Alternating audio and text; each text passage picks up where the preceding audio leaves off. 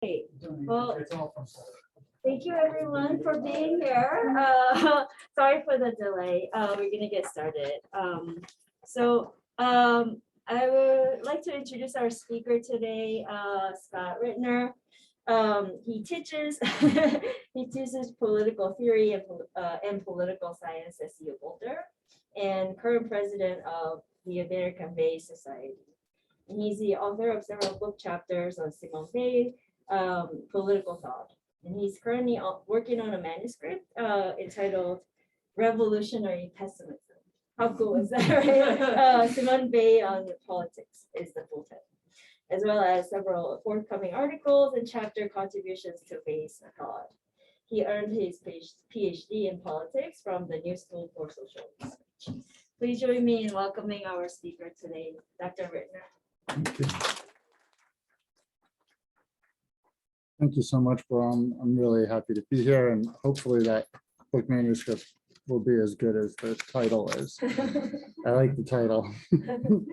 Hopefully they'll let me keep the title whenever it gets a contract. Okay, so today I'm going to talk about, talk from a journal article that is forthcoming now in Theory and Event on Simone Weil's critique of greatness, particularly in her book, The Need for Roots. And so the title is Simone Weil Against Greatness. And I've got a few slides. The thing that sort of compelled me to think about and write this article was the various movements that were going on in 2020, especially as everything was shutting down for the pandemic, and then eventually the movements against statues and the sort of taking downs of various statues around. And so this first, for anyone who needs, there's always a little description of the image underneath right here. So this flyer is from, or this image is from a flyer which was demanding the removal of a statue of former police commissioner Frank Rizzo in the city of Philadelphia, which is where I was living when this happened, and also where I'm from. So I have a special hatred in my heart for Frank Rizzo, who was very well known as a racist and homophobic bigot. Can you go to this slide? Okay. So this quote here, the only punishment capable of punishing Hitler and deterring little boys thirsting for greatness in coming centuries from following his example is such a total transformation of the meaning attached to greatness that he should thereby be excluded from it. This was the sort of quote from Weil in The Need for Roots that really got me thinking about this question and the way we memorialize people, and sort of compelled me to take up this topic. So no thinker, I think, has more accurately diagnosed the problem of greatness than Weil herself, the French philosopher, activist, and mystic. And what's at stake in what I'm going to talk about is this critique of greatness and how greatness is historically constructed.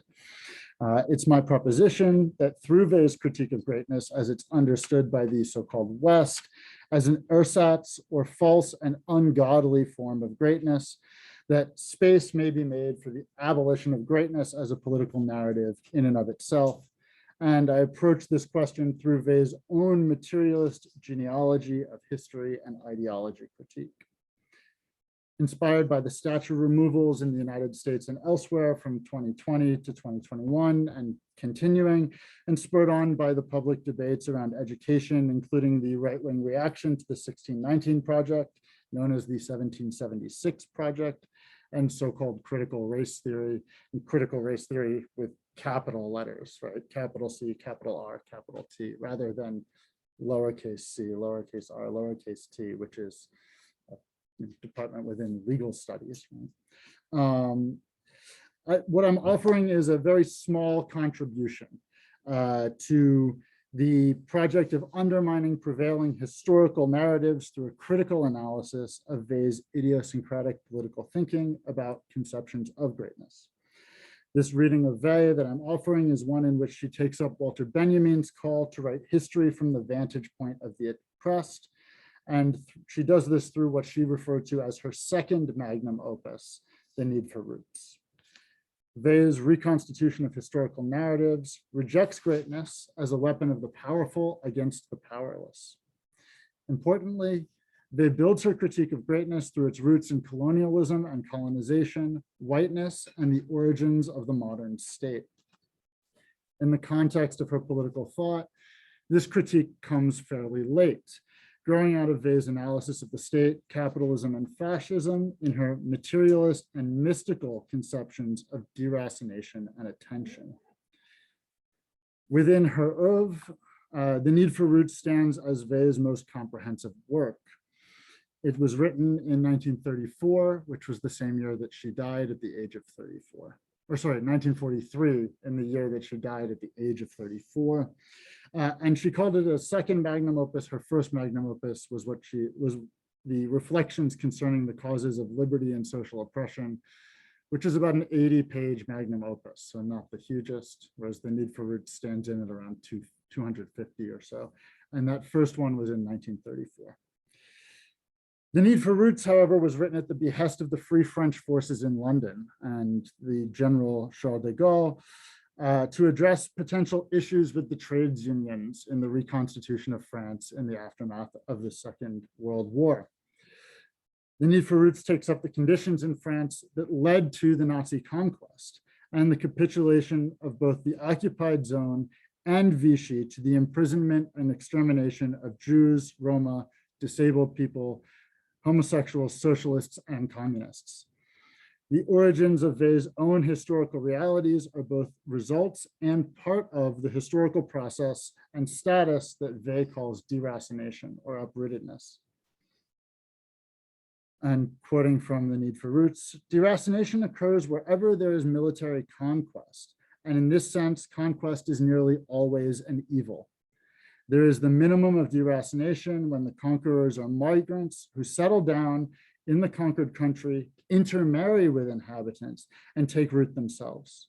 It reaches its most acute stage when there are deportations on a massive scale, as in Europe under the German occupation, or along the upper loop of the Niger, or when there is any brutal suppression of all local traditions, as with the French possessions in the Pacific.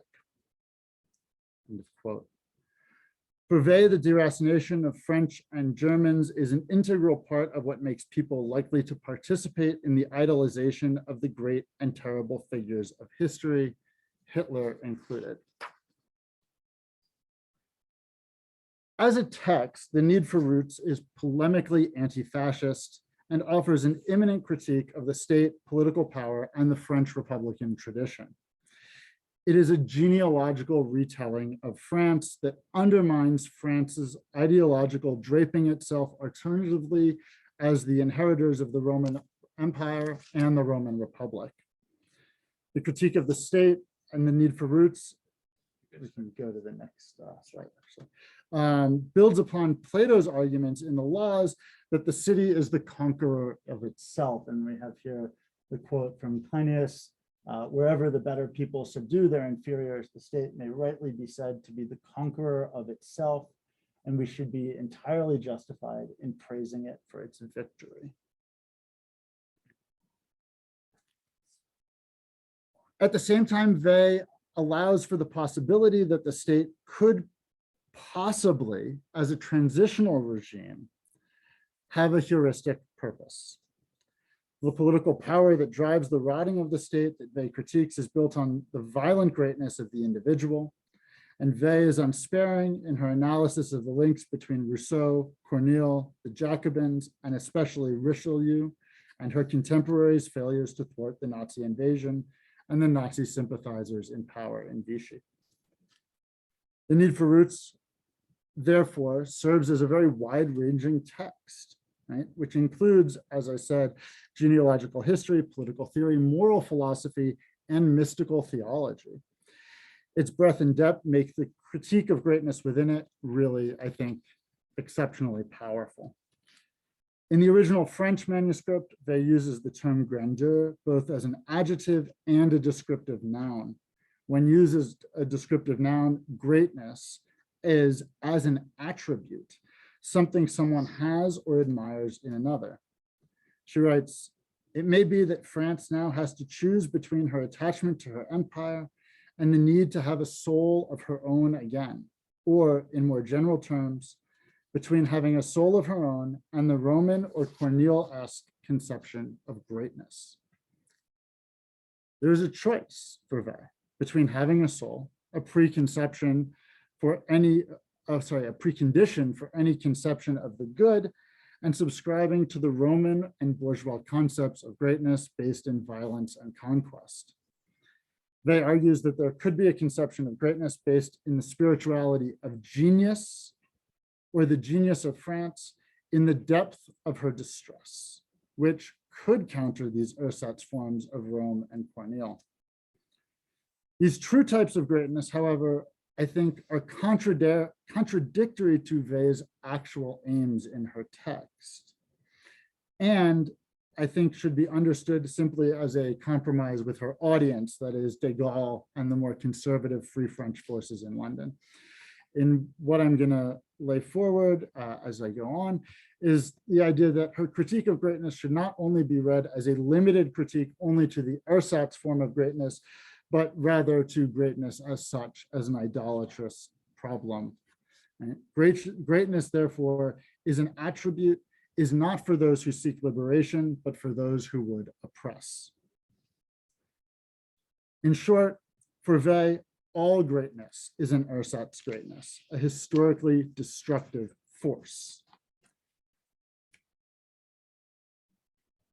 That said, there are levels of this problem, right? And Vey makes clear that the ersatz form of greatness is the most serious of problems in her mind from an ideological perspective facing so-called Western society in 1943. This is drawn out of the European projects of colonialism and global capitalism that have spread the disease of deracination around the world. With deracination, they have spread and universalized the form of greatness that is aligned with imperialism, colonialism, and capitalism. Vey describes the formula for the ersatz greatness as such. It's 4 obstacles above all separate us from a form of civilization likely to be worth something. Our false conception of greatness, the degradation of the sentiment of justice, our idolization of money, and our lack of religious inspiration. The latter 3 of these elements, the degradation of the sentiment of justice, the idolization of money, and the lack of religious inspiration, are the details of the first, and they're the details of Vey's genealogical inquiry into French greatness. Greatness as a social form foregrounds money, works against just ends, and reinforces the idolization of the great individuals.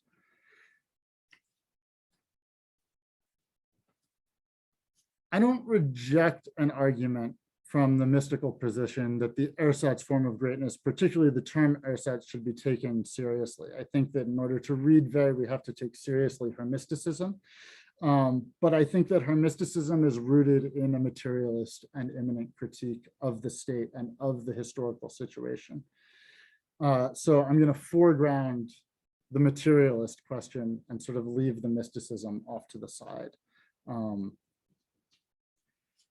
As a corrective to greatness, Vey's rooted society, what she's hoping for as a sort of transitional mode after the Second World War, must hold within it the memory of historical generations who died fighting for the ability to plant roots.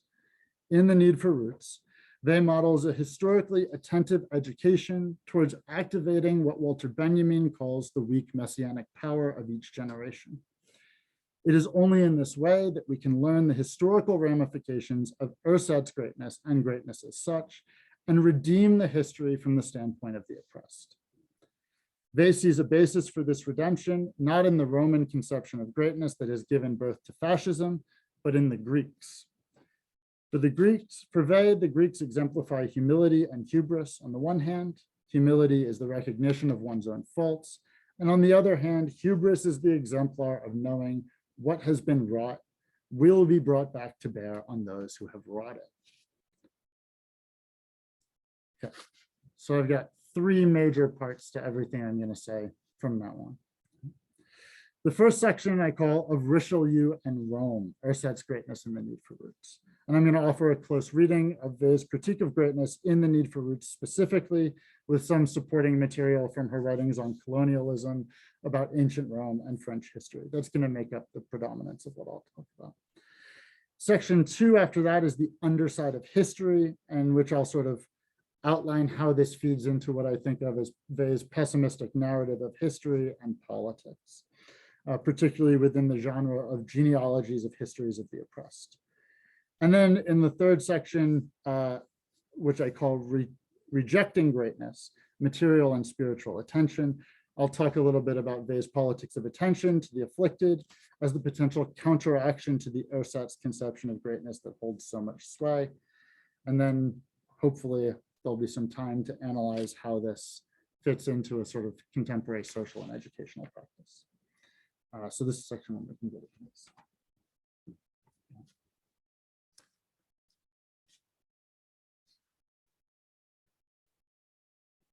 There's supposed to be a quote there. I don't know what happened. Okay.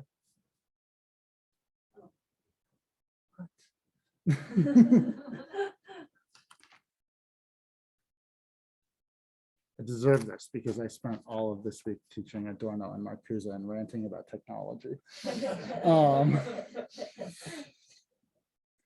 Okay. So the images here are 3 different actors playing Richelieu in various instantiations of the Three Musketeers, which the first time I read The Need for Roots and I didn't really know all that much about Vey or all that much about French history at that point. I was like, Richelieu, all right, the Three Musketeers. And so, yeah, this is what I thought of. Yeah. Okay. The destructive quality of greatness is both past and present. According to Vey, historically, justice is replaced by rights when Rome replaces Greece. The love of money aids the translation of pre-bourgeois physical prowess into its capitalist forms of abstract domination. The lack of religious inspiration translates into idolatrous attitudes towards the institutions of the church and the secular state. The universality of Vey's argument at the apex of World War II cannot be dismissed as hyperbole. For Vey, the false conception of greatness is caught up in the exercise of violent power. When the world is at war, money is funneled into that pursuit. The religious institutions of the day support one side or the other, and the totalization of the propaganda of greatness appears complete. The Need for Roots presents colonialism and racist ideologies as part and parcel of the destructive character of greatness as conquest. The world wars where European projects of colonialism come home to roost for Vey, complete with racist and genocidal intent. Vey writes, "It is doubtful whether at the present moment there is a single human being on the surface of the globe who is free from that quadruple defect. The quadruple defect being the worship of greatness, prizing right above justice, greed, and secularism." And she continues, "And more doubtful still whether there is a single one belonging to the white race." Today, the memorialization of greatness is found in contested statues and the refusal to teach in schools histories that acknowledge and criticize racism and colonialism. The celebration and whitewashing of powerful figures in colonialism's past provides their racist ideologies with a foundational position in the future of white supremacy. In The Need for Roots and elsewhere, Vey provides a radical critique of greatness that is helpful for reframing the ways in which contemporary political discourse persistently wades through a series of reductiones ad Hitlerum. Let me go to the next slide.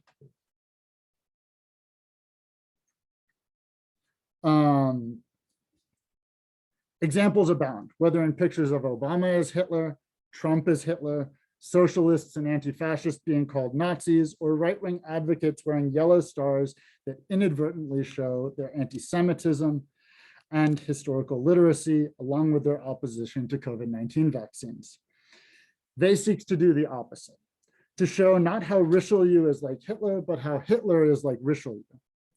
Her genealogy of France serves to reorient the analogy by placing the archetypal villain in relation to a historically celebrated figure whose actions were comparable. Her genealogy is a genealogy of France, because she was dedicated to showing her compatriots that the deracination that allowed Hitler to come to power was not an exclusively German problem. Thinking genealogically about the French state, Weil traces its history as a series of colonizations and centralizations before it is colonized itself by the Nazi occupation. Weil points not to the men of 1789 or Louis XIV as the originators of modern France, but to the Cardinal Richelieu before them, and among the purposes of the need for roots is to convince potential future leaders of France that there is an insurgent alternative to existing models of leadership. She hopes to deter these leaders from following the Richelieuian Hitlerite thirst for greatness. Richelieu, for Weil, pursued centralization in France, erasing regional idiosyncrasies, displacing peasant populations to urban centers, and proletarianizing them.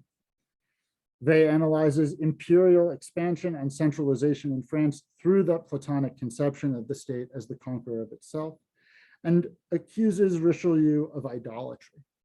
She writes, "The real sin of idolatry is always committed on behalf of something similar to the state. It was this sin which the devil wanted Christ to commit when he offered him the kingdoms of this world. Christ refused, Richelieu accepted."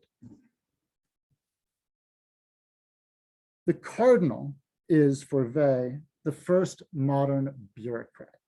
He's almost a Kafkaesque figure in a way.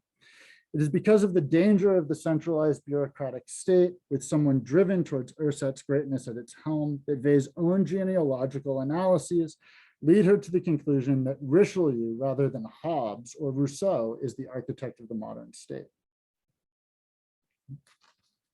His devotion to the French state deracinated France, she writes. His policy was to kill systematically all spontaneous life in the country so as to prevent anything whatsoever being able to oppose the state. According to Weil, when one thinks of Richelieu, one thinks of the state, just as Richelieu thought of himself as the state. It does not matter whether he had statist or personal motivations for his power hoarding. For Weil, Richelieu's subjection to the state was a rejection of both justice and the good. In our contemporary moment, when the distinction between the servant of the state and the state itself is continually under threat, whether it be by Trump, Emmanuel Macron, Rodrigo Duterte, or the recently voted out Jair Bolsonaro, the possession of greatness and the possession of the state continue to be linked in both practice and public perception. Richelieu was responsible, as far as Weil is concerned, for the strangulation of the idiosyncrasies of the various French provinces, including their languages, religions, and cultural specificities, to create a singular French culture and language. The same model was used in overseas colonies to lesser effect. And this is this quote that I'm about to read. Weil writes of the absurdity of little Polynesians severed from their past by being forced to repeat, "Our ancestors, the Gauls, had fair hair." I think here that a connection can be drawn directly from the establishment of the centralized state in European countries to the organization, for example, of the Canadian residential school system, used to inculcate Christian values in the conquered Indigenous children, and then the eventual felling and decapitation of the statue of Egerton Ryerson in Toronto on June 6, 2021. And this is a picture of the protesters decapitating the already knocked down statue.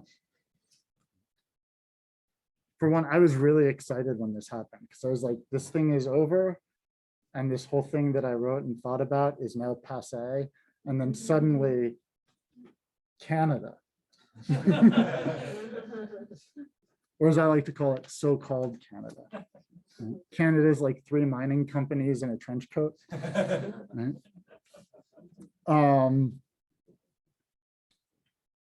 Actually, my grad school best friend and roommate didn't take this picture, but was there taking pictures of people that day and participating in the protest, as he is Canadian. So, if we're to follow Vey's thinking, it's not the removal of the statues that begs for justification, but rather their erection and their continued presence. The remembrance of the violence of past as greatness and its ossification in the form of stone, metal, and concrete idols is inimical to a democratic society. If one seeks to understand the defensive statues of great men, one needs not go further than Vey's critique of Rome in particular. Because of Richelieu and the desires of the men of 1789 to bathe themselves in the light of Rome was a legacy of its totalitarian and centralized empire, and not its republican form of home rule. Vey affirms, and I'm quoting, "The Romans really were an atheistic and idolatrous people, not idolatrous with regards to images made of stone and bronze, but idolatrous with regards to themselves. It is this idolatry of self which they have bequeathed to us in the form of patriotism. The idolatry of the self, as represented by statues of founders, explorers, civilizers, and even rebels, is a celebration of the destruction they wrought and is presented without regard for their victims. Following Vey, this idolatry is not only of the great figures, but also the deracinated present their violence begets. In other words, statues of Robert E. Lee are not simply remembrances of his proclivity for making war, but also idols to the continuation of racial hierarchy and white supremacy. They would undoubtedly join calls for their removal. Vey's France and the contemporary US, like Rome, claim to civilize and free those who conquer. At the same time, like Caesar in Rome or Louis XIV in France, this after Richelieu, the leaders of these states have often turned the same propaganda and violence inwards on their own people. Mary G. Dietz argues that Vey's intention to demythologize the Romans and the French, or that Vey's intention is to mythologize the Romans and the French. It's not Dietz's grammatical mistake, it's mine. Dietz continues, her assessment of ancient Rome, Vey's assessment of ancient Rome is, in this sense, an attack upon the entire patriotic ethos of the West.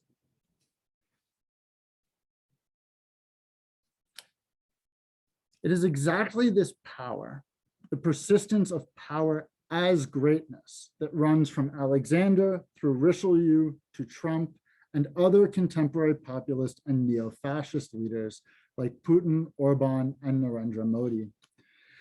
The problem of the preference of Roman right over Greek justice has increased in the aftermath of the Second World War.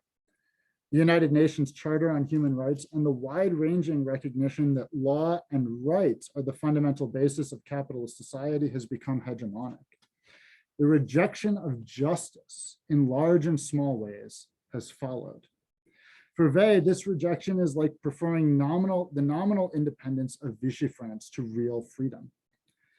The failure of rights discourse is among the first issues that Vey takes aim at in The Need for Roots, and among her final statements on the reconstruction of France at the close of the book as well. She prefers obligation. She prefers justice. And in both cases, the insufficiency of these conceptions, especially rights as they fall within obligations or alongside obligations, comes back to the choices of those men who molded modern France on Roman foundations: rights, empire, democracy at home, coercive violence abroad. This is part 2, the underside of history.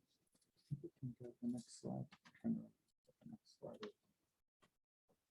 Yeah, we're jumping a little bit ahead with the slides. The definition of greatness against that I am against what I am arguing for is not rooted in a single source in Vey. To reconstruct the conception of greatness in Euro-American history thoroughly is a multi-volume project in the history of ideas, and I would love it if somebody else would do that, please.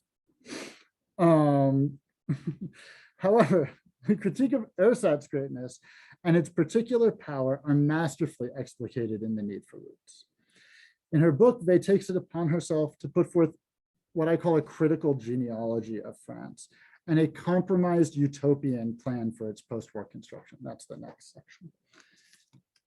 This plan, though unacceptable to de Gaulle, was one that Vey reasonably saw as a persuasive argument to a hostile audience more than a year before D-Day. And this section, what I'm going to talk about now, is framing this text as a historical argument from the standpoint of the oppressed. This philosophy of history relies on the understanding of history as a series of struggles with each one engendering the next. It's a genealogy, but she's still a Marxist. Her reading of French history and The Need for Roots follows from her argument in her even more famous essay, The Iliad or the Poem of Force. And this argument is that force, today as yesterday, is at this very center of human history. For Vey, the ideology of control and coercion, the ability to bend others to one's will, rests on the foundation of either visible or invisible violence. The worship of this violence is the most common feature of Vey's conceptualization of Ersatz greatness in its trans-historical sense. The organization of and seeming power over violence, as described in The Need for Roots, that some men think they are able to maintain, is both self-serving and false. In other words, you can't have power over violence. It is self-serving in the sense that it is a promotion of collective power for the purposes of personal power in society. And it is false in the sense that the use and abuse of force is never so cut and dried because force is not a tool.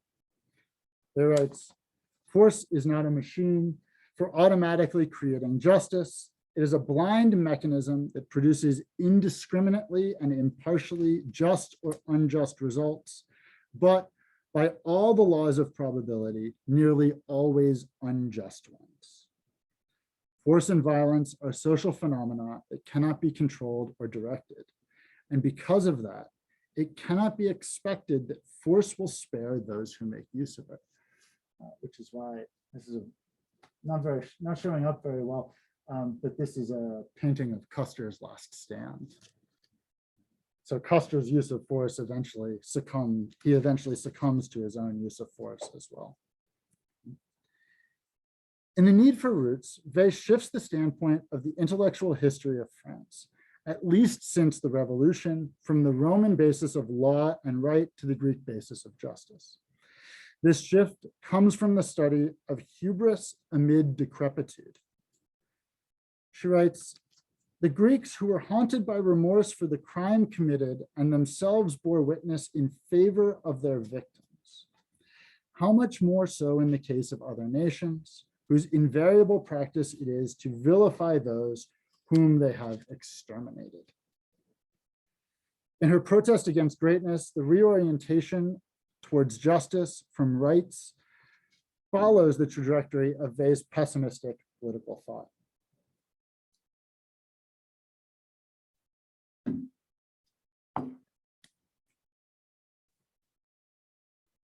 It's worthy to note that from the very beginning of The Need for Roots, in fact, the opening lines, Vey rejects the notion of rights as a whole.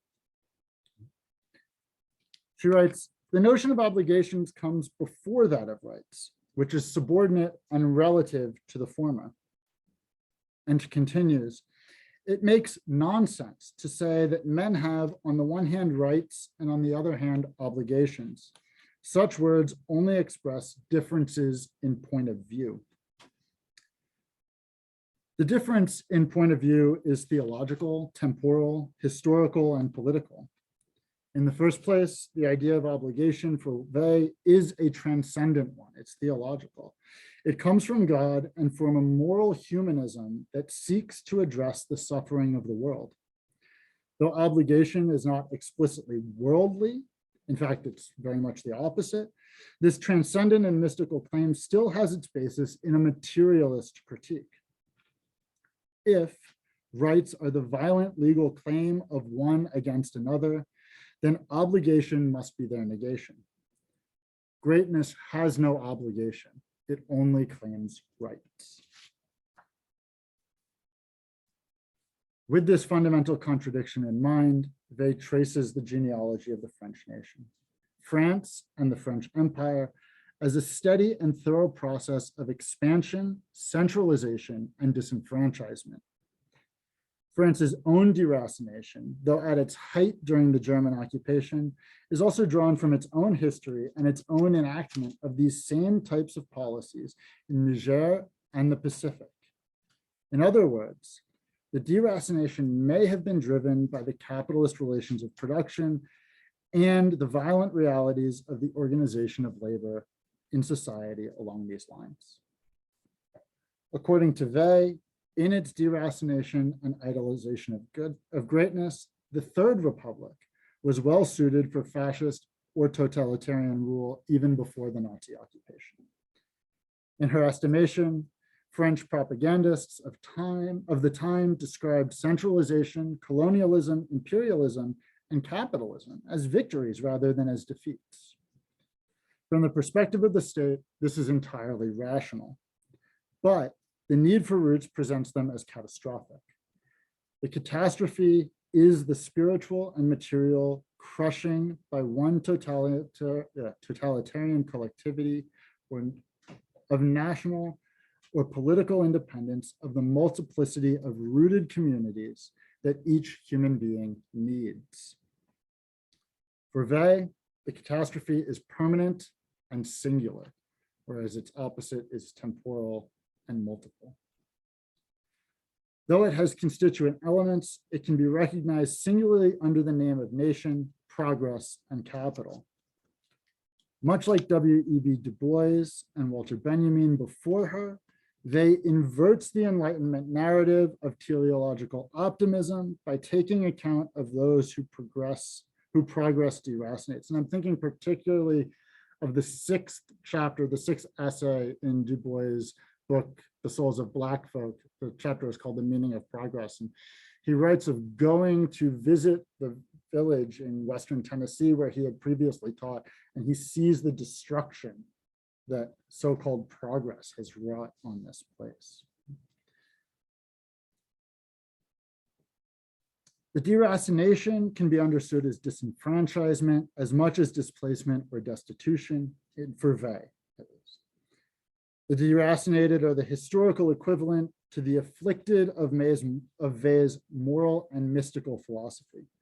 Their plight must be attended to in order to fully understand contemporary contingencies of history. That they are the agents of this underside of history means that we don't know their names the way we do know the names of de Gaulle, Robespierre, or Richelieu. Even revolutionary leaders like Nelson Mandela, Mohandas Gandhi, Martin Luther King Jr. cannot be fully understood as among the great because their memorialization always requires a substantial co-optation of the movements they led. The moment in French history they views as the singular exception to this, and the momentary addition of fresh soil to protect against the history of erosion is the Paris Commune. And yet it was brutally suppressed. She writes, the May massacre of 1871 was a blow from which morally French workmen perhaps have never recovered.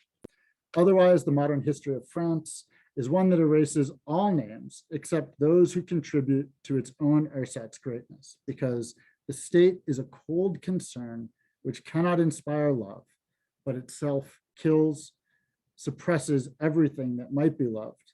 So one is forced to love it, Wey argues, because there is nothing else. In short, patriotism, even from the left, is an empty sort of love driven by ideology and idolatry. The suppression of real community engagement in the favor of the abstract love of the nation state identity can only serve to subject both the individual and the collectivity to a selective and violent historical narrative.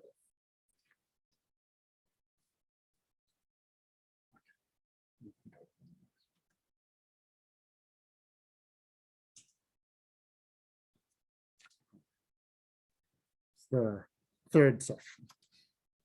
Yeah, I remembered when I was making these slides earlier this week, I remembered this cartoon and specifically went looking for it. I liked this rather than like one of the pictures of Obama with a Hitler mustache. I thought that this was better visual. Okay, section 3, rejecting greatness, material and spiritual attention. Through attention to the underside of history, Vey's response to the problem of greatness seeks answers to 2 questions. 1, how can we reorganize the heuristic model of society so that it celebrates the vanquished or even recognizes their existence? And 2, how can the previous Western model that was conquered and deracinated overturn the scourge of Western civilization? The answers to these questions lie, I think, in the material contradiction of justice and greatness in Vey's work. Maurice Blanchot, a contemporary and admirer of Vey's, though during her life, Vey's thought, not though, Vey's thought during her life and after her death, wrote in his small book, The Writing of the Disaster, that in the context of so-called Western greatness, gentleness is a disaster. Inspired by Vey, Blanchot writes, I will say rather nothing extreme except through gentleness. Madness through excess of gentleness, gentle madness. To think, to be effaced, the disaster of gentleness. Blanchot is great on Vey because he mentions her in almost everything he writes, but never for more than like 4 sentences. Right? You can tell he's constantly thinking about Vey, but only so much as it impels everything else he's thinking about, never so much as he's like, I'm going to sit down and write about the need for roots, which is nice because it makes him very helpful for students of Vey, but he doesn't get in our way.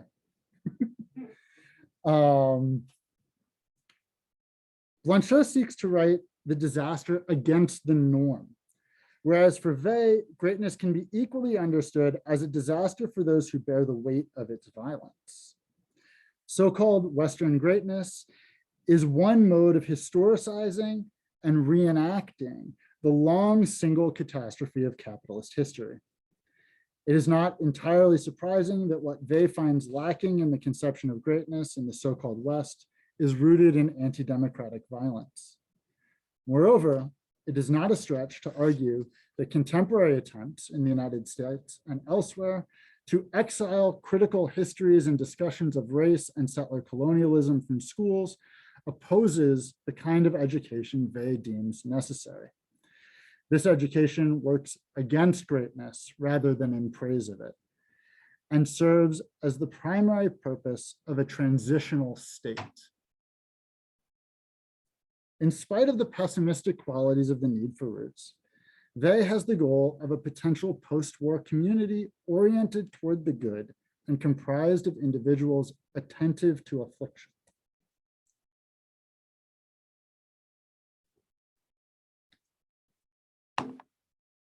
Attention serves as both the mediating lens through which greatness is understood and as a preventative mechanism for keeping imitators of great conquerors at bay. For Vey, attention is not an innate human capacity. It must be learned. In her essay, Reflections on the Right Use of School Studies with a View Toward the Love of God, written in 1942, They explicates the means by which one must train their attention, both material and spiritual in content.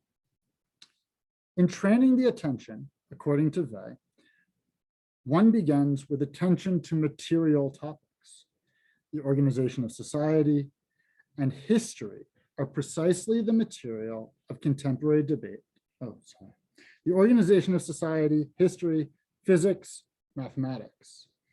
The first two of these, the organization of society and history, are precisely the material of contemporary debates around critical race theory in schools and statues of historically great figures. It is only after taking a clear accounting of the organization of society and history that, Vey argues, one can move to more abstract notions like philosophy, poetry, and prayer. Finally, there is a higher plane encapsulated in what Vey calls decreation, when the effort of attention fades and is replaced by the simple question, what are you going through? Then one opens themselves up to the plight of those who are afflicted in society and the words of those who call for justice. The definition of justice for Vey is the attentive love of neighbor. When this stage of attention is achieved, one has experienced decreation, an experience which one is the mediating thing between the tormented and love, beauty, truth, and God. In decreation, attention to the material ills of society becomes a spiritual endeavor. It's a mystical state of being in which one is open without imposing. The practitioner of decreative attention is rendered impersonal, just as the call for justice is impersonal, rather than the personalism of rights claims. Decreation is extremely difficult to achieve, if it even can be achieved, alone. Collective decreation is akin to something like class consciousness. In this non-act, a basis for impersonal resistance to the oppression of capitalist social relations is both experienced and enacted. Attention is not simply a pedagogical frame, but a political one.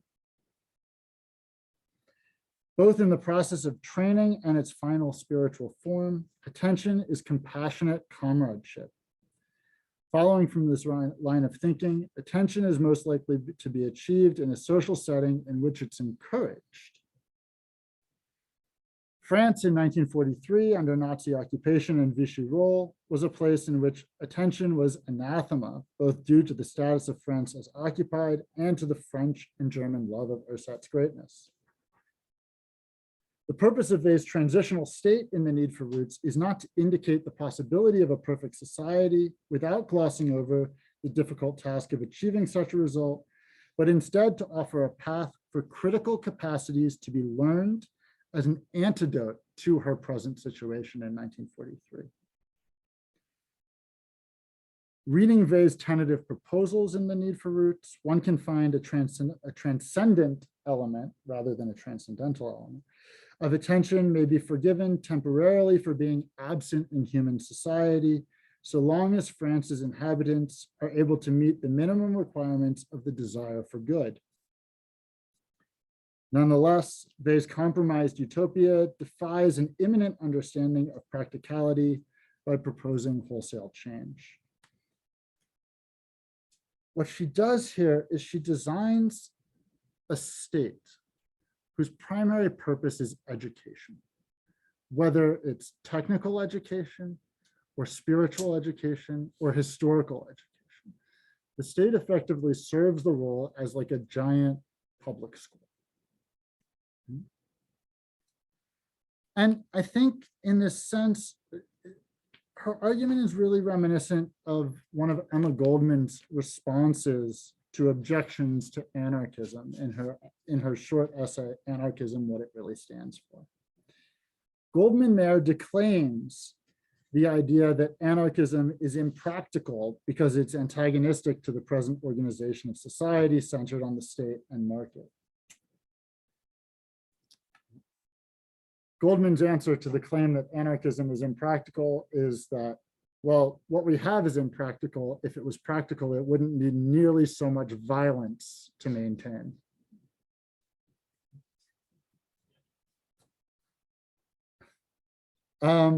So drawing from both Vey and Goldman, what I'd like to do is sort of extrapolate that the destruction of statues can only be seen as violent if one ignores the violence they commemorate, and that the discomfort that white students may experience by teaching the 1619 Project or critical race theory is only in proportion to the continuation of white supremacy in the contemporary United States. In The Need for Roots, Vey presents the rooted collectivity not as spiritually perfect, but as a materially grounded community comprised of attentive individuals oriented towards the good. And that's only the transitional phase. That's not even like the final goal. She is not by any means shooting for the moon.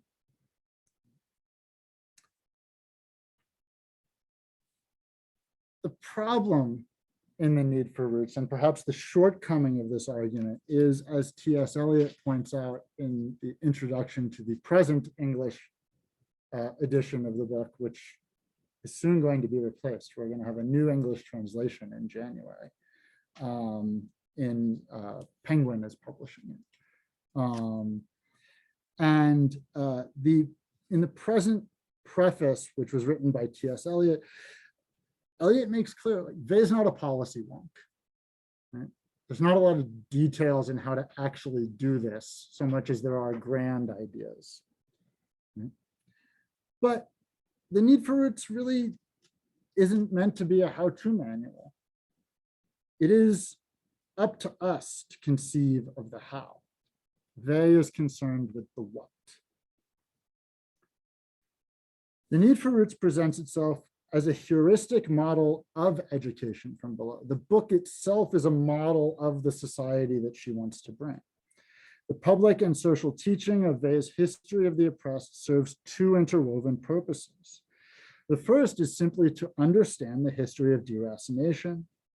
The Need for Roots presents itself as an example of this kind of attention through its genealogical reconstruction of French history, from the Gauls to the Nazi invasion, complete with references to the destruction of the Cathars, the Revolution, and the Commune, along with the critique of centralization.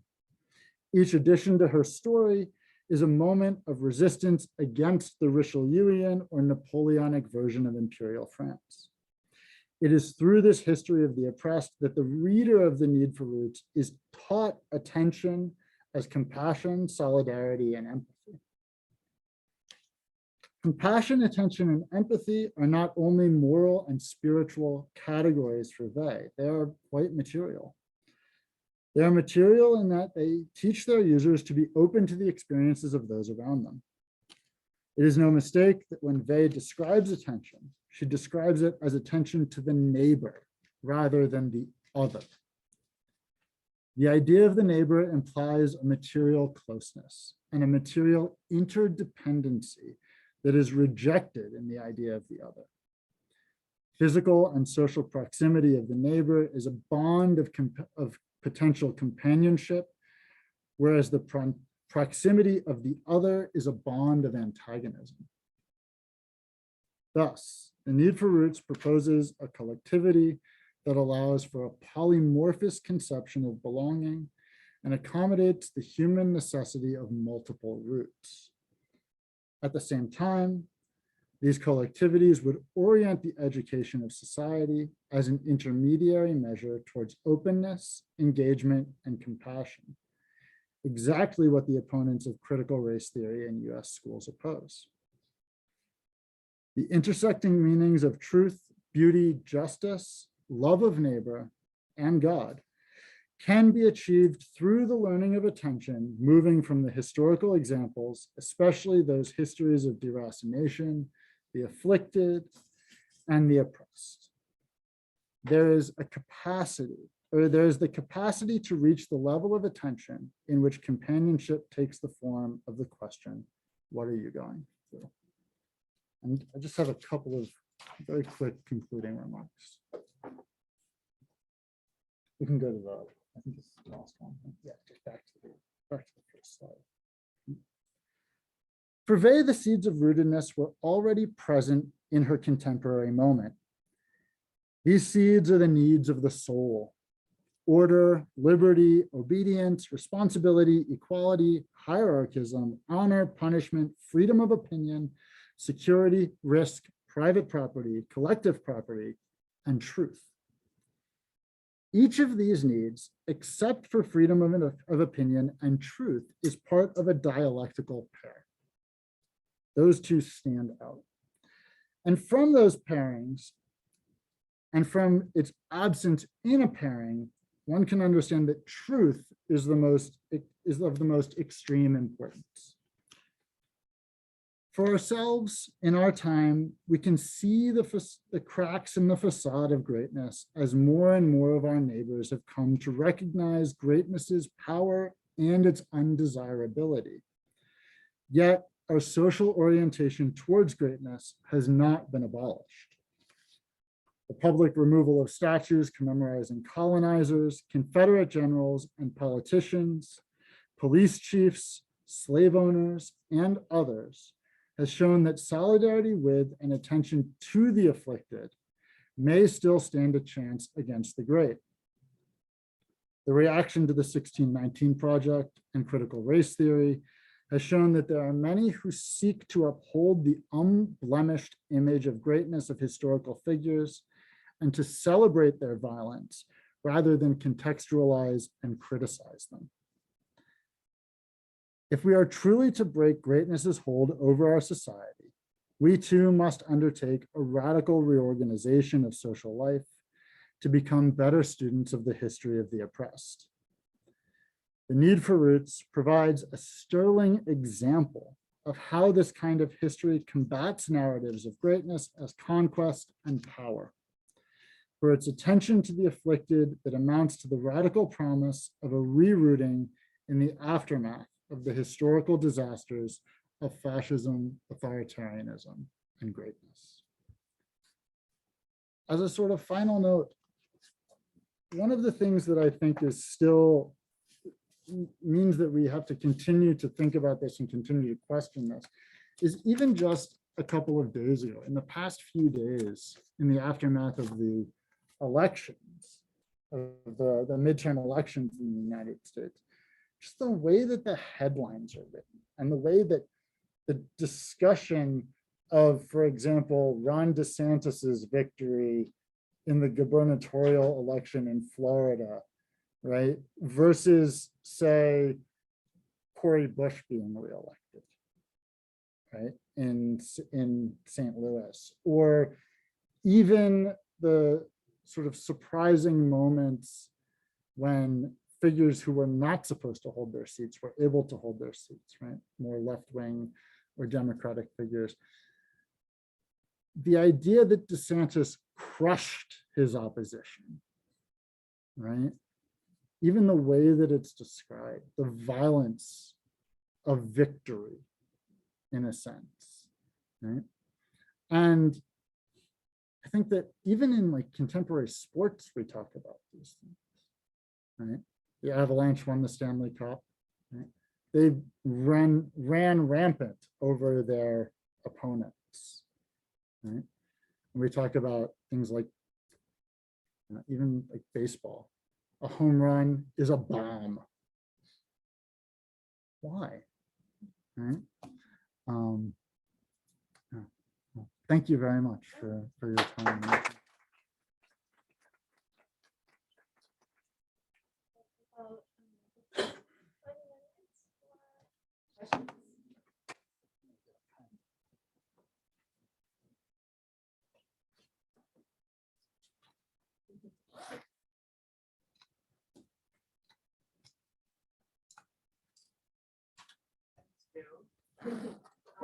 Great. The first is about Harriet Tubman in front of the CIA. You know about this new statue? Yeah. Okay. So it seems like, and you said this fleetingly about even like making the rebels great, right? Like Well, now I'm thinking maybe you meant the Confederate rebels, but did you mean like the people who rebel? I meant like people who rebel, not Okay, the okay, Confederate okay. rebels. Yes, Harriet Uh, Tubman in front of the CIA is a No, it seems like such a Great good example. example of the problem of greatness. And which like, it's like sort of painful, right? Because you're like, "But it's Harriet Tubman."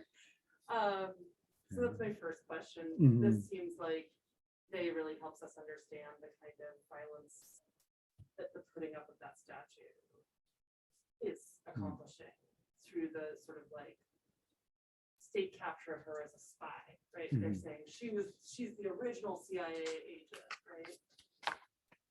Okay, so is that Yeah. I feel like I got my answer. Yeah, I mean, it's, yes, right? Like, it is absolutely a state capture. It's a turning even her real and substantial resistance into a means of violence, right? There's no other real way to describe it, right? Even it reminds me, actually, in teaching this semester, I was saying I was teaching Marcuse this week, talking about him serving in the OSS, and like last week in a section on feminism in my intro class, talking about Gloria Steinem, who was like a CIA asset. Does that mean that everything she did was bad? No, but like the Harriet Tubman, when they did that, I literally like wanted to cry. Well, yeah, Right. okay. So this is my second question, and it's related to this. And it's about your critique of the use of violence metaphors, because I'm wondering if if it is a war, we're in a war, right? And Harriet Tubman was in a war, right? She leads troops in battle. Mhm. And like Simone Bay, right, had that, she's wearing that rifle in a military uniform. I'm wondering how thorough your critique of metaphors of violence Mhm. are. Or if there's a difference, right? There's got to be a difference between state capture and Mhm. what Tubman was doing. Yes. Okay, and like I would say she was making Mhm. more. I mean, she was a general. Mhm. And Simone Bay as well. And it was Audre Lorde who led me to sort Mhm. of be like, maybe these war metaphors aren't our problem. Mhm. Because if we're already in a war, and then if you listen to somebody like Angela Davis, right? If we're already in a war. Okay, so that, I don't know how to lob that at you as a question, but I guess it's how far do you want to go? in Yeah. speaking of metaphors before? So I think that there are different uses of that metaphor, right? And one of the things that initially led me to that actually was that I've always been very uncomfortable with the idea of leftists as militants, right? Like using that term always made me uncomfortable because I'm not, in a sense, like from my own perspective, I'm not a militant. I'm resisting, I'm subverting, I'm struggling, but So why not militant? because there's, to me, the idea of a militant implies a sort of rigid hierarchical organization. The military is rigid and hierarchical. Like, I think it's great for people who are Leninists to call themselves militants, but I'm not a Leninist, right?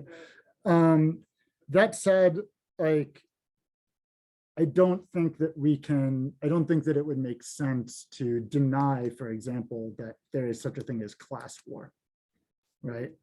Or that that resistance struggles can use metaphors of war, of occupation, of all these, in part because they're actively experiencing them, right? Yeah, that's what we just described. Right. Yeah. And so, I don't think that it's wrong to use those words descriptively. To me, the problem is less about acts of resistance and struggles and more about just the general pervasiveness of this language, right? and maybe part of it is just like me as a sports fan. Like I like sports. I grew up playing hockey. I love hockey. I actually enjoy the violence of hockey, although I wish that they would stop fighting because really, like, it's just not interesting. But like,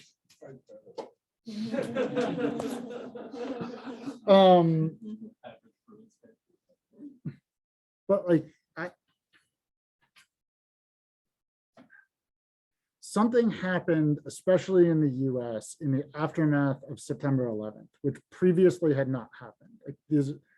And for me, this was a very clear shift because I was 18 years old in my first semester in college when 9/11 happened, where all of a sudden you couldn't go to a sporting event without members of the military there, without God Bless America, without all this stuff. And like, it's not like the Army and Navy, and they're paying for this. It's advertising, right? But there was also a shift in how we talked about the games and things like that, right? Like, I mean, other than football, which is just chock full of military metaphors, which is maybe why I don't like it very much, right? So I think that like, we talk about capitalism very much in the language of war, right? And so I think that to a certain extent, if one is to be anti-capitalist, it also means to at least think about other metaphors to try and use. Because when we're talking about mutual aid or attentiveness or compassion, we're really talking about the opposite of violence in a lot of senses.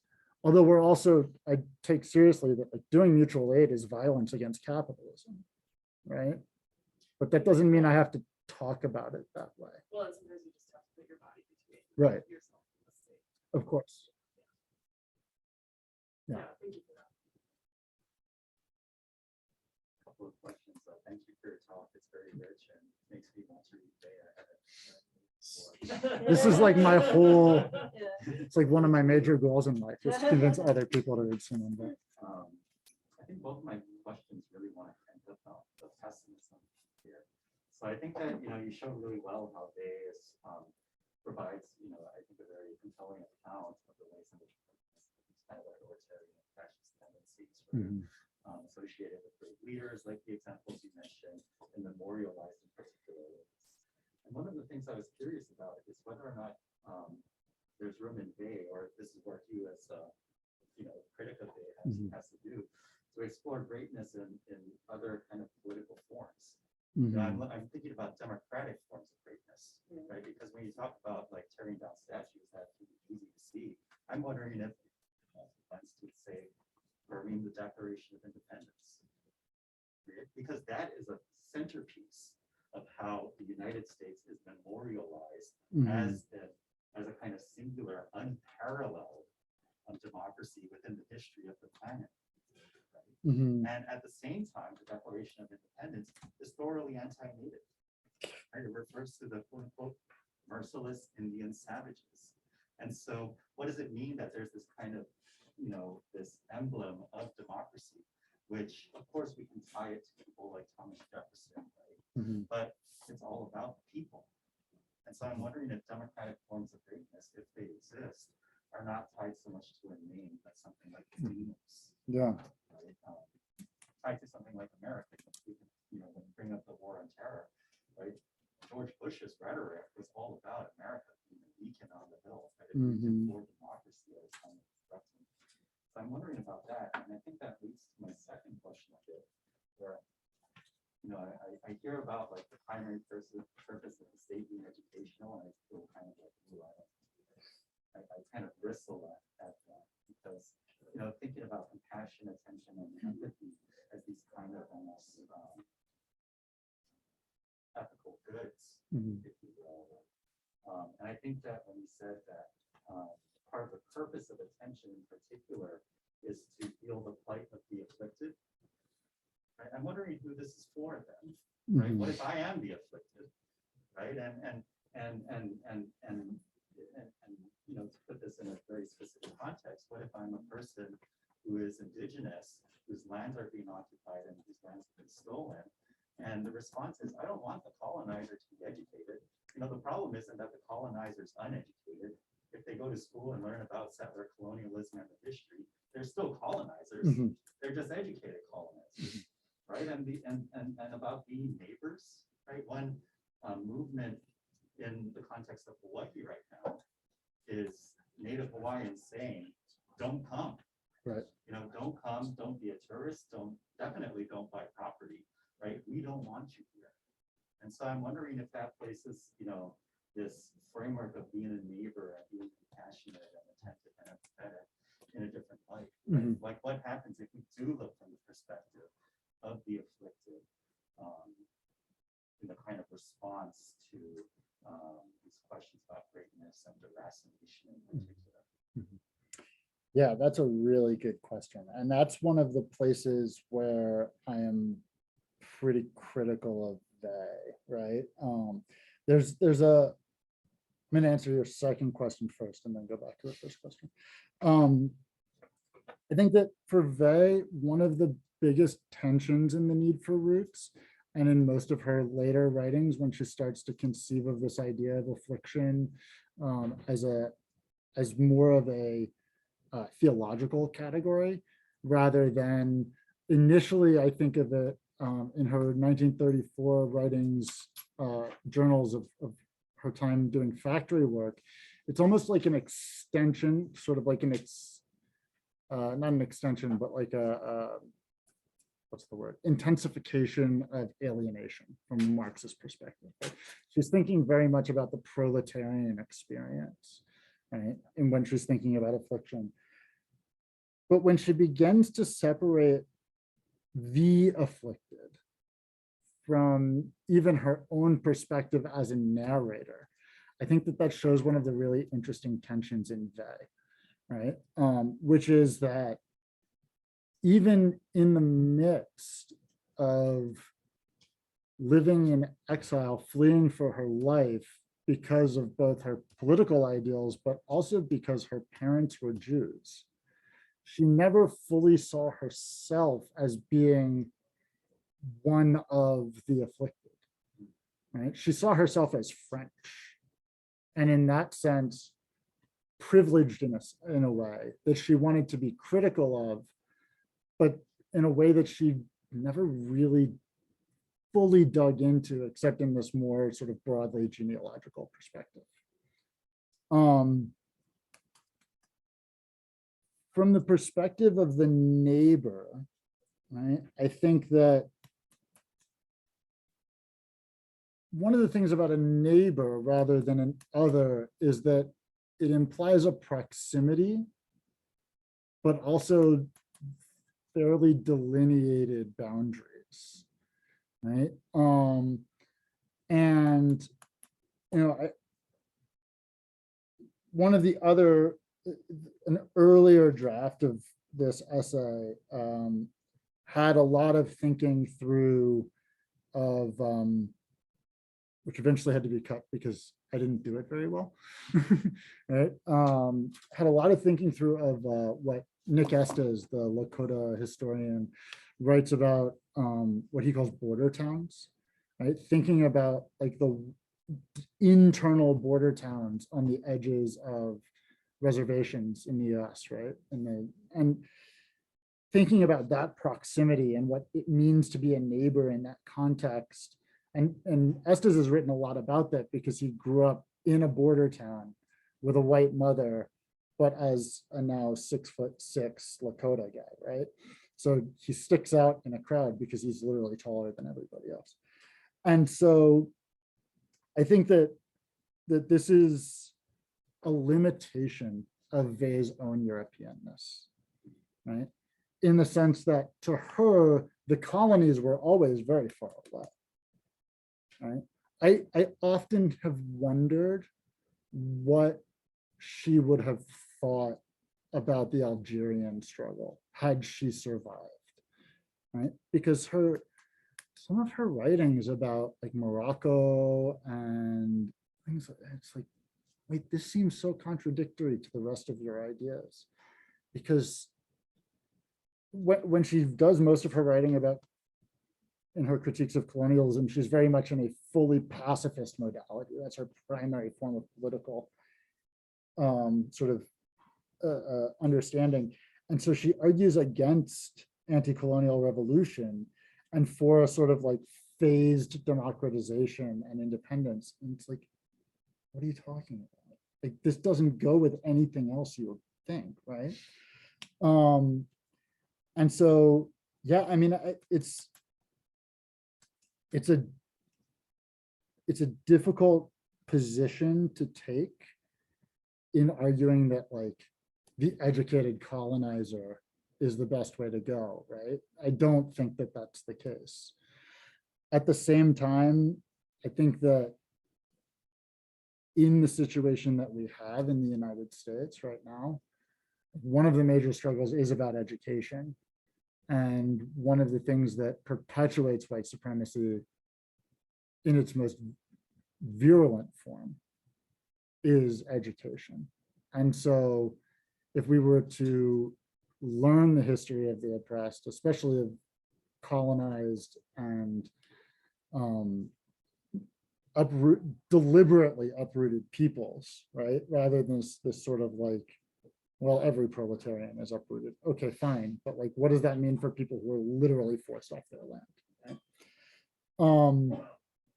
And so what I think that Vey gives us in this regard is she gives us an example of a European thinker who is attempting to grapple with this, however sort of short-sighted it becomes in a sense, right?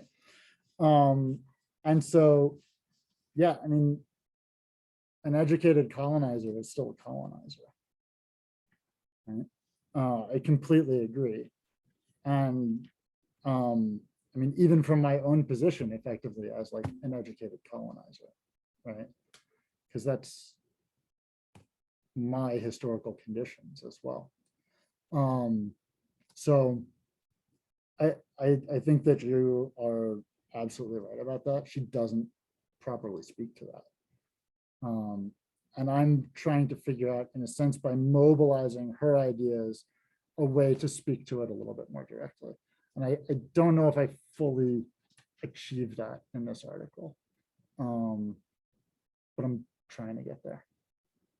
And I think from a pessimistic perspective, I think that the idea of the neighbor might be the best we can get in some senses within the context that we have right now, right?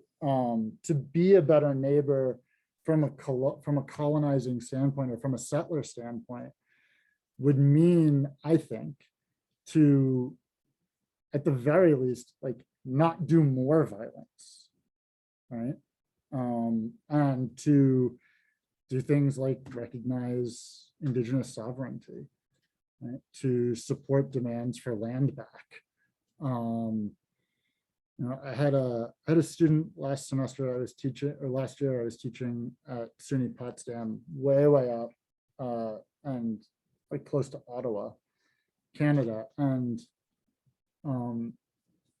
it was only about 20 miles from the St. Regis Mohawk Reservation, Akwesasne, and I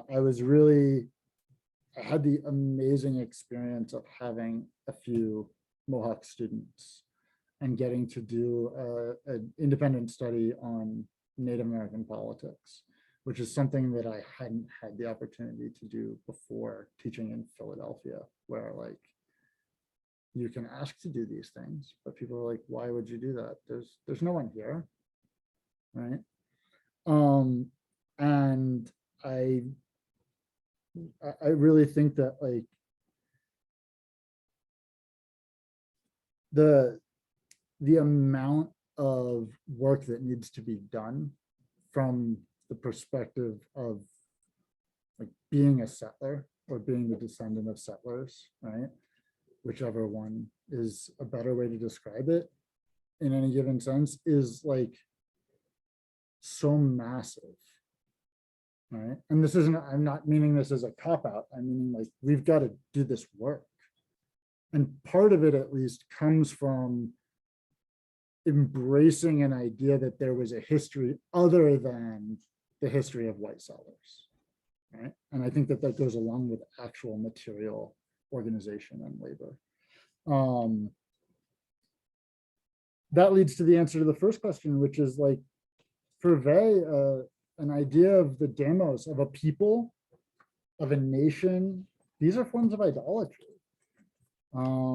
This is one of the reasons a lot of people think that she was like a so-called self-hating Jew, because she goes, look, the idea of the chosen people is just Jewish idolatry.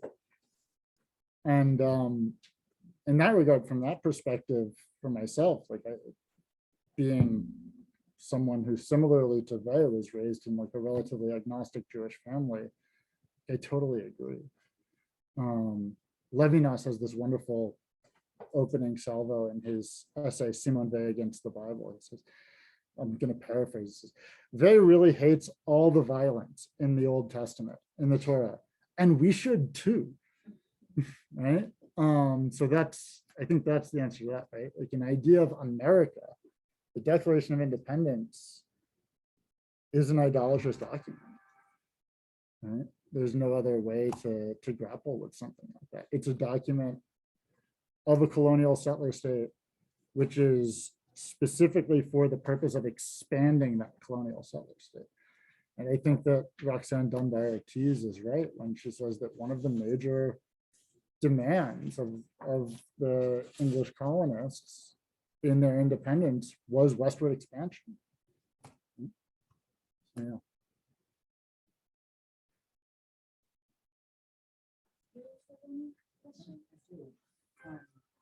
The idea of a neighbor, is it in the sense of the platonic just city neighbor? Yep. So those in the just city would be that of a common nationality. I think for Vey, it would have to be a cosmopolitan just city. Right?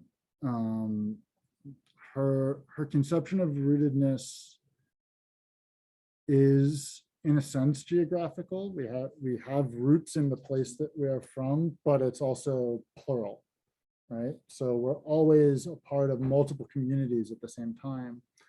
And so it would need to be, I mean, the Paris Commune is her example, in part because in the Paris Commune, they didn't care if you were French or not, right?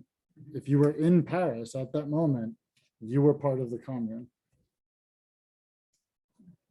Is violence justifiable when it's done to a neighbor? I mean, when it's done to another? I don't think so. I don't think Vey thinks so either. I think her deliberate use of the idea of neighbor rather than the other is to make violence. In the platonic sense, is it okay to do violence to another? I mean, I think for Plato it would be. It would be. Yeah, but I don't think it is for Vey. So it would not be in the platonic idea of the neighbor either. Maybe not.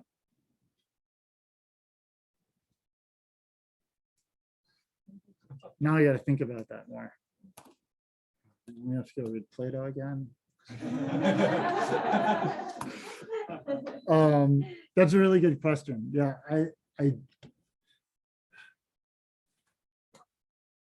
would say Vey's argument there would be rooted in Plato, but not necessarily exclusively Platonic.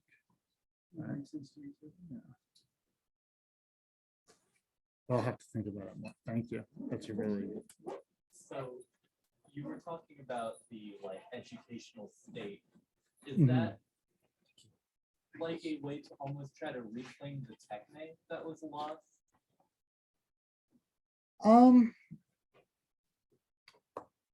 Because you mentioned that it's not just education as in education, but also the purpose of a vocational education being included in that. Yeah, I don't think it's simply that. I think there's an element of that, but I think that for Vey, like she had in the age of guilds, like in the sort of late feudal age, there was this thing called the Tour de France, not the bike race, right? But like where you literally, you know, the journeyman would travel and learn and all. And Vey has this idea that something like that should come back. Okay. In part because in a sort of similar way, ironically, I think to like George Washington's idea of the necessity of a national university, right? You bring people from all different places and they meet each other and it expands, but also because they thought that specifically that the state should take the role in like making this possible so that it didn't cost anybody anything, right? And so that you could learn various different skills, but also learn, you know, the various different regional cultures and this and that, and what made them special and what was sort of important about them. She really does seem to want to, I think, limit the state effectively to like organizing public education and public transit. Like that's her idea of the state in a positive sense. Most of her ideas of the state, I think, are in a negative sense, but in the end, she's like, yeah, we need education. That's important. I mean, she's a philosophy teacher, right? Like this is something that she thinks is important. And like we need trains to get around, right? And the rest of the stuff, she's like, we don't want this or need this. We don't need patriotism because that's going to turn into fascism. We don't need the military because we don't need to conquer anybody.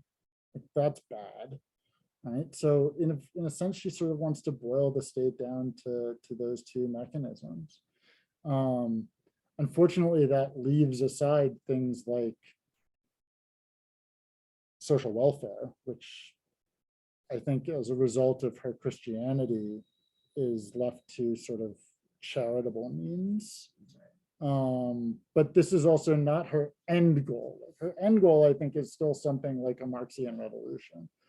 Although she doesn't like revolution, she's pessimistic about the possibility that it will turn into anything except the Soviet Union. Thank you. Yeah, I think it's past 5, so we should probably wrap up. So Thank you so much, everybody.